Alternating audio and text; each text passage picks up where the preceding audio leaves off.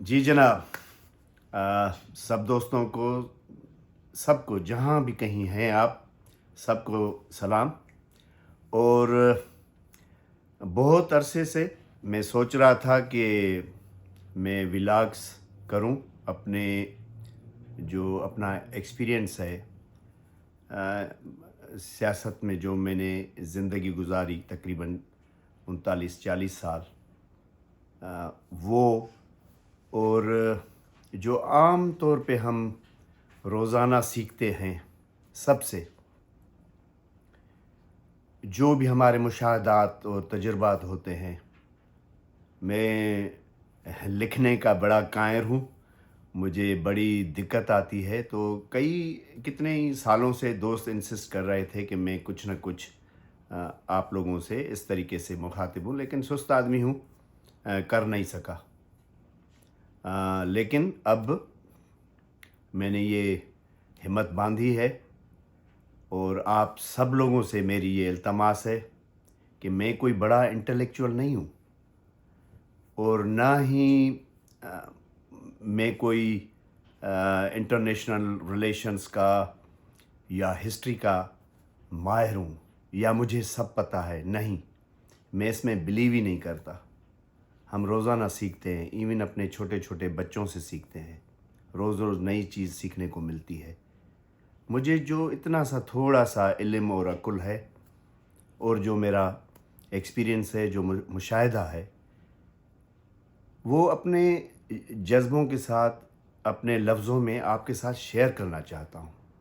इन vlogs का मतलब सिर्फ़ ये है कि हम चीज़ों को खोलें, उनको समझें, एक दूसरे के साथ शेयर करें।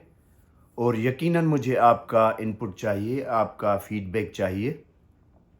प्लीज़ इखलाक के दायरे के अंदर, और जो भी इवन मुझसे कोई अगर इख्तलाफ करेगा तो सर आँखों पे, अगर कोई सजेशन देगा, कोई क्वेश्चन पुट करेगा, कोई डिस्कशन बढ़ाना चाहेगा तो ज़रूर कीजिएगा। हर चीज़ इखलाक के दायरे में होनी चाहिए, इससे हम इस डिस्कशन को बढ़ा सकेंगे।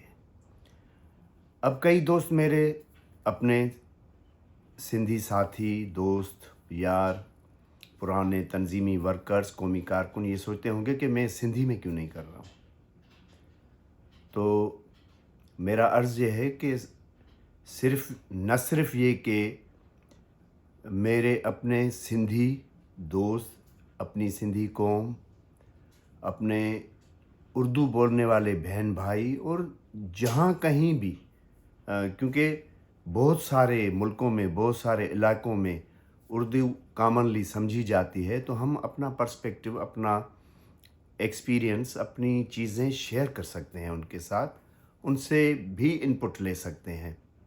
क्योंकि मैंने देखा है इधर बहुत सारे हमारे जर्नलिस्ट, बहुत सारे एनालिस्ट, बहुत सारे इंटेलेक्चुअल्स व्लॉग्स भी करते हैं, अपने कॉलम्स भी लिखते हैं, हर चीज़। लेकिन मुझे दुख और तकलीफ़ होती है कि उनको सिंध के पर्सपेक्टिव और काफ़ी सिंध की हिस्ट्री की चीज़ें, इवन रीसेंट हिस्ट्री की चीज़ें, सियासी जदोजहदों का पता ही नहीं है। वो उससे बिल्कुल नाबलद हैं, और उनको या मालूमात है तो सतही मालूमात है। तो हमें उन चीज़ों को उन सब दोस्तों तक पहुंचाना है। या वो पहले एक मकतबा फ़िक्र से आए हैं तो उन्होंने वन साइडेड चीज़ें देखी हैं, और अपने पर्सपेक्टिव से। मैं किसी को गलत या सही नहीं, ये मेरा मकाम ही नहीं है कि मैं किसी को गलत कहूँ। क्यों कहूँ? हर कोई अपने मुशाहिदे, अपने सोच और अपने तरीके से अपनी बात रखता है। हम नियतों का जो रब जानता है, नियत सिर्फ इंसान खुद अपनी नियत को समझ सकता है। इसलिए जजमेंटल नहीं होना चाहिए, एकदम कंक्लूजन को नहीं पहुंचना चाहिए। आज ये अजीब, तो मैंने वाज़े कर दिया कि मैं ना एक आप पे कोई दानिशवारी झाड़ूंगा। जो मेरे इल्म है, अक्ल है, समझ है, तजुर्बा है, मैं सिर्फ वो उससे शेयर करूंगा। एक्चुअली तो मैं बड़ा اس جو وارس ہو رہی ہیں، میں 5 سال پہلے میں نے سیاست کو خیر بات کہا تھا. میں پوری اپنی زندگی 16 سال کی عمر سے قوم پرست تحریک کا، سندھ کی قوم پرست تحریک کا، سائیں جی ایم سید کا حصہ رہا ہوں. تو وہ سب مشاہدات، وہ سب چیزیں میں شیئر کرنا چاہ رہا ہوں. دیکھیں، جن لوگوں سے میری زندگی میں ملاقاتیں ہوئیں، ان سے کچھ سیکھنے کو ملا. ان میں سب سے پہلے خان غفار خان، سائیں جی ایم سید، ذوالفقار علی بھٹو، بے نظیر بھٹو صاحبہ، جن سے ایک ہی ملاقات تھی بریف، وہ آپ کو کبھی بتاؤں گا. خان ولی خان، سردار عطا اللہ مینگل، اختر جان مینگل، نواب خیر بخش مری، محمود خان اچکزئی صاحب، صوبھو گیان چندانی، دادا کیرت بابانی، رسول بخش پلیجو صاحب، جام ساکی، اسفندیار ولی، شہید بالاچ مری، اور سب سے زیادہ امپارٹنٹ سندھ کے جو بہت لاڈلے، فیمس اور قوم پرست تحریک کی جان اور کراؤڈ پلنگ میں جن کی کوئی مثال نہیں ملتی، محترم بشیر خان قریشی. اس کے علاوہ بھی بہت سارے مطلب ان جماعتوں کے لیڈران، ان کی سیکنڈ ٹیئر اور بہت سارے باہر کے لوگ، ان سے بھی ملاقاتیں ہوتی رہی ہیں سارے عرصے میں. تو وہ میں آپ کو شیئر کروں گا. آج کیونکہ ایک عجیب اتفاق ہے، جب میں نے یہ شروع کیا ہے تو آج ذوالفقار علی بھٹو 4 اپریل ہے ادھر کیلیفورنیا میں اس وقت تک، اور 4 اپریل ذوالفقار علی بھٹو کی شہادت کا دن ہے. تو اس حساب سے میں آج کی گفتگو کی شروعات ادھر سے کرتا ہوں. جناب ذوالفقار علی بھٹو صاحب کی باقی سب چیزیں کئی لوگ آپ کو بتا چکے ہوں گے، سنا چکے ہوں گے، آپ پڑھ چکے ہوں گے. میں اپنا مشاہدہ جو ان کے ساتھ میرا رہا یا میں نے جو ان کو دیکھا، میں وہ چند چیزیں آپ کو گوش گزار کروں گا، عرض کروں گا. بھٹو صاحب کے والد صاحب سر شاہ نواز بھٹو صاحب سے، اور نواب نبی بخش بھٹو جو ممتاز بھٹو صاحب کے والد صاحب تھے، ان سے میرے نانا نبی بخش خان سر کی لالا مٹھا کی پرسنل دوستی تھی. اور نبی بخش خان بھٹو کا تو ایک گھر جیکب آباد میں ہمارے گھر کے بہت قریب، ایسے جیسے آدمی 10 گھر چھوڑ کے ایک گھر ادھر بھی تھا. ان کا شادی غمی میں آنا جانا وہ قدیمی ان کا تھا. لیکن جب ذوالفقار علی بھٹو صاحب نے اپنی سیاست کا آغاز کیا تو وہ 1 یونٹ تحریک کا حصہ بھی رہے. اینٹی 1 یونٹ تحریک جو چل رہی تھی، سندھ میں عروج پہ تھی. تقریباً تمام قیادتیں، کارکن جیلوں میں تھے، روڈ سڑکیں گرم تھیں. اس وقت وہ اینٹی 1 یونٹ تحریک کا حصہ بھی بنے، لیکن پھر اس سے الگ ہو کے وہ اقتدار کی دوڑ میں بھی شامل ہوئے. اور جب ان کا ٹکراؤ ایوب خان سے ہوا تو ان کو ایک اشتہار چھپوانا تھا. ان کو ایوب کے خلاف ایک اشتہار پورے ایسٹ اور ویسٹ پاکستان میں ڈسٹریبیوٹ کرنا تھا. تو ان کو کوئی بھی بندہ نہیں مل رہا تھا جو ان کی مدد کر سکے. تو انہوں نے میرے نانا لالا مٹھا کے ساتھ ان کو کہا، اور میرے نانا نے وہ ان کی مدد کی اس ٹائم پہ. اور انہوں نے وہ اشتہار شرم شرم شرم، جو اس وقت 1 لاکھ کاپیز اس کی چھپی تھی 3 زبانوں میں، انگلش، اردو اور سندھی میں، جو بنگال تک ڈسٹریبیوٹ ہوا تھا. اس کے وہ اوریجنل ڈاکیومنٹس، اس کے جو لکھت ہے، وہ اشتہار، وہ ابھی تک میرے پاس محفوظ ہیں، میرے پاس پڑے ہوئے ہیں. جو کسی نے پیپلز پارٹی کی طرف سے جو اردو میں یا سندھی میں لکھا تھا، اس کو کریکٹ کیا گیا تھا، وہ سارے ڈاکیومنٹس میرے پاس پڑے ہوئے ہیں. اس کا نتیجہ یہ نکلا تھا کہ جب وہ اشتہار چھپ کے باہر آیا اور ڈسٹریبیوٹ ہو چکا، تو ہمارے خاندان کے، میں گھر کی بات نہیں کر رہا، ہمارے خاندان کے پورے مرد میرے نانا سمیت وہ جیلوں میں چلے گئے. ایوب کی عطاب کا نشانہ بنے. ہماری پراپرٹیز سیل ہو گئیں، پریسز سیل ہو گئے، ہر چیز جو بھی ہو سکتا تھا. بہرحال آگے بڑھتے ہیں. بھٹو صاحب بڑی عزت کرتے تھے میرے نانا کی، اور جب وہ اقتدار میں آئے تو انہوں نے بہت کوشش کی کہ ان کو کہیں ایمبیسیڈر لگائیں، کوئی جیسے کرتے ہیں لوگ. لیکن میرے نانا وہ بڑے اصول پرست اور خوددار قسم کے آدمی تھی. ہماری فیملی نے کہ کوئی بھی فائدہ پیپلز پارٹی سے اٹھانے کو یکسر مسترد کر دیا. لیکن میرے والدین، میرا پورا خاندان پیپلز پارٹی کا ایک سرگرم حصہ رہا. جب میری بھٹو صاحب سے 3 ملاقاتیں تھیں. انتہائی وجیح، خوبصورت، ہینڈسم، ویل ڈریسڈ آدمی، سندھی، اور جب انگریزی مکس کر کے بولتے تھے تو کمال کی اس کی ادائیگی ہوتی تھی. وہ میرے نانا سے، یا کیونکہ میری ان سے 3 ملاقاتیں ہوئیں بچپن میں. ایک نانا کے ساتھ کراچی 70 کلفٹن میں، ایک ان کے ساتھ ان کے گھر پہ اس پہ المرتضیٰ میں، لاڑکانہ میں، میرے والد اور میرے نانا کے ساتھ میں بھی تھا. اور ایک ملاقات جو ہے وہ درمند اوستو جو منسٹر تھے جیکاباد میں، ان کے گھر پہ عشایہ تھا، شاید لنچین وغیرہ تھا، اس میں میں اپنے نانا کے ساتھ اور باپ کے ساتھ گیا تھا.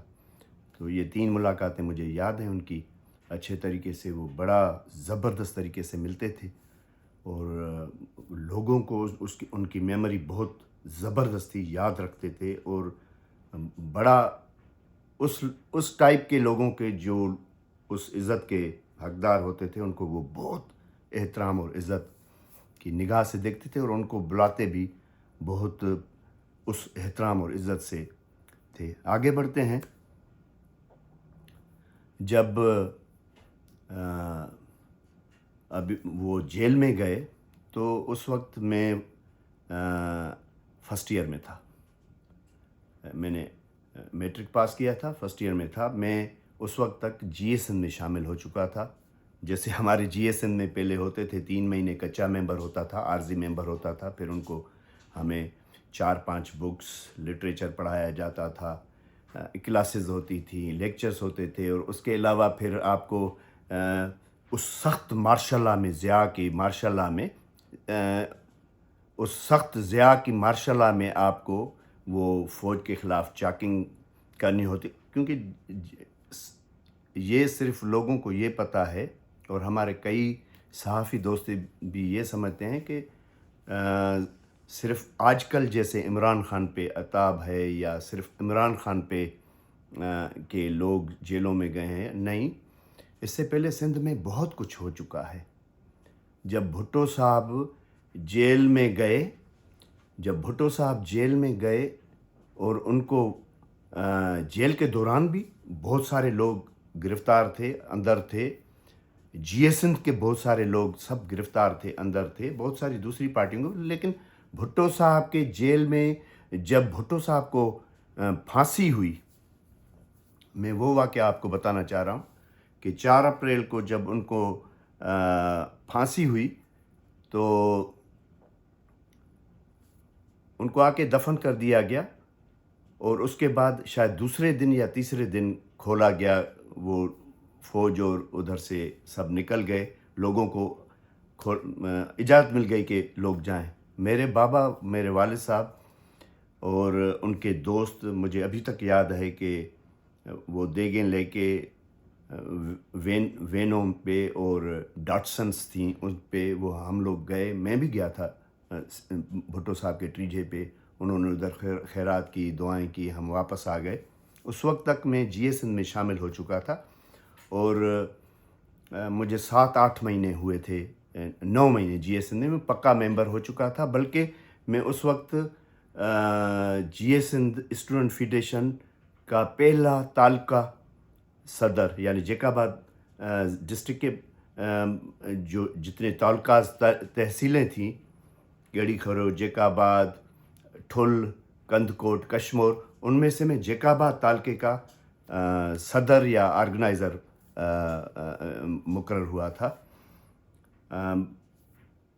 और मेरी पूरी फैमिली पीपल्स पार्टी की थी। मैं पहला शख्स था जीएसएन का जो उधर जीएसएन की सियासत की, जिसने जेकाबाद शहर में यानी एक ऑर्गेनाइजेशनल बुनियाद डाली। मैं पहला ऑर्गेनाइज़र था या तालका सदर था। तो 40वें के मौके पे जब भुट्टो साहब का 40वां हुआ तो बेनज़ीर भुट्टो वग़ैरह, बेनज़ीर साहिबा शहीद, वो सब लोग अलमुर्तज़ा में आ गए थे और वसूल कर रहे थे ताज़ियत। तो मैंने अपने 2-3 दोस्त थे, 2 खालाजाद भाई थे, मैंने उनको भी कहा कि यार हम भी चलते हैं बेनज़ीर भुट्टो से उज़ुर ख्वाही यानी ताज़ियत करके आएँ। अब मैं फ़र्स्ट ईयर का, आप सोच सकते हैं कि मेरी एज क्या होगी। हम यंग बच्चे थे, नौजवान। और मैंने एक अजरक भी ली ताकि हम गए। जब उस जो अलमुर्तज़ा पे जो भी लोग गए हैं उन्होंने देखा होगा, एक बड़ा चौरस रूम है, उसके अंदर हम लोग जा रहे थे, दुआ मांग रहे थे, निकल रहे थे। तो हम लोग भी गए। सामने कोने वाले सोफ़े पे बेनज़ीर साहिबा बैठी हुई थी और नीचे उनके ही लेफ़्ट हैंड पे, लेफ़्ट हैंड पे नीचे लड़कियां या कुछ औरतें बैठी हुई थी और राइट हैंड के सोफ़ों पे असद अबड़ो, चांडका के वो यूनियन के सदर भी रहे, गाजी सलाहुद्दीन, अयाज सुमरो और आलम शाह वग़ैरह, ये सब बैठे हुए थे। अब उधर क्या हुआ, हमारा क्या डायलॉग हुआ, वो मैं जब बेनज़ीर पे कभी प्रोग्राम करूँगा तो उसमें बताऊँगा। बहरहाल भुट्टो साहब के साथ वो उनसियत, उन्होंने जवान मर्दी के साथ, एक बहादुरी के साथ जेल काटी। उन्होंने ज़िया जैसे आमिर के सामने सर नहीं झुकाया और वो फांसी चढ़ गए। सिंध की उसने लाज रखी। उसने साबित किया कि वो खड़े होके लाडों में पले हुए एक शख्स, बर्कली और ऑक्सफोर्ड से पढ़े हुए शख्स, आके एक काल कोठरी से एक फांसी घाट तक जाने को उस शख्स ने तरजीह दी, लेकिन किसी आमिर के सामने उसने झुकने को इनकार कर दिया। आजकल ये मैं बहस देख रहा हूँ भाई, इमरान खान यकीनन आजकल के दौर में जो आजकल की क़यादत है, जो आजकल की हुकूमतों में बैठे हुए लोग हैं, चाहे पीपल्स पार्टी के हों, चाहे नवाज शरीफ या कोई भी, यकीनन उसमें उसका कद इमरान खान का बड़ा है, क्योंकि उसने जवान मर्दी के साथ, एक हौसले के साथ जेल काटी है। लेकिन मैं ये कह रहा हूँ कि अभी इश्क के इम्तिहान और भी हैं। ये जेलें सब हम लोगों ने, कारकुनों ने, हमारे दोस्तों ने पता नहीं कितना कितना अरसा काटी हैं। अभी उस पे आते हैं।